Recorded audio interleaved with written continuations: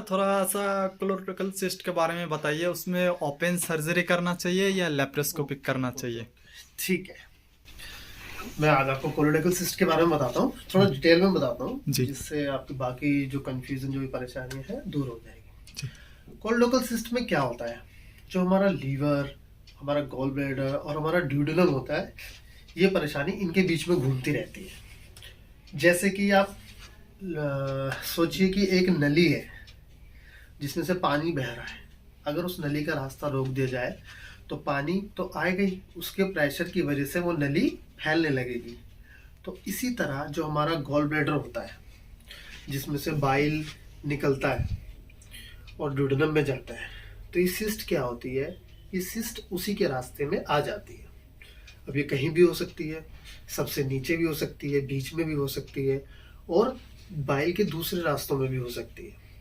तो सबसे ज़्यादा मेन परेशानी तब शुरू होती है जब ये ड्यूडेनम के हेड पे या उसके थोड़ा सा ऊपर बननी शुरू हो जाती है, जिसकी वजह से क्या होता है कि बाइल का रास्ता रुक जाता है। तो बाइल वहाँ कलेक्ट होता रहता है, उससे क्या होता है और परेशानियां शुरू हो जाती है, जैसे कि जॉन्डिस। और अगर गलती से ये सिस्ट हमारे लीवर साइड में है, हेपेटिक डक्ट में है, तो ये लीवर को भी खराब कर देती है, जिसमें लीवर ट्रांसप्लांट भी करना पड़ता है।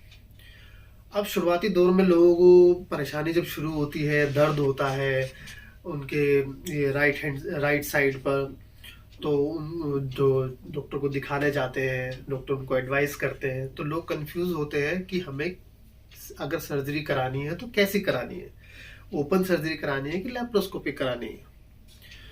देखो, दोनों सर्जरी के अपने अपने फायदे भी है, नुकसान भी है। जो ओपन सर्जरी है उसमें रिकवरी होने में बहुत समय लगता है, क्योंकि पूरा पेट खुलता है, उसके बाद अंदर जाके पूरा उसको किया जाता है। जो लैप्रोस्कोपी सर्जरी होती है उसका अपना फायदा ये है कि उसमें छोटे छोटे पोर्ट्स डाल के सर्जरी की जाती है, और जब लैप्रोस्कोपी सर्जरी में हम करते हैं तो हम उसमें गैस डालते हैं, जिसकी वजह से अंदर सारा कुछ अच्छे से दिखाई देता है। और कोलोरेक्टल सिस्ट मेरे हिसाब से, मेरे 9 इयर्स के एक्सपीरियंस के हिसाब से, लैप्रोस्कोपी सबसे बेस्ट है।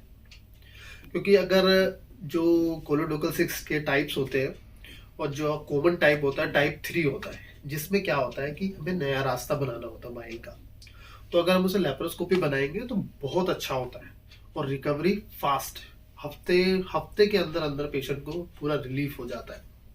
तो मेरे हिसाब से अगर कोई कंफ्यूज हो रहा है कि लैप और ओपन में, तो मैं प्रेफर करूंगा कि वो लैप्रोस्कोपी की तरफ जाए।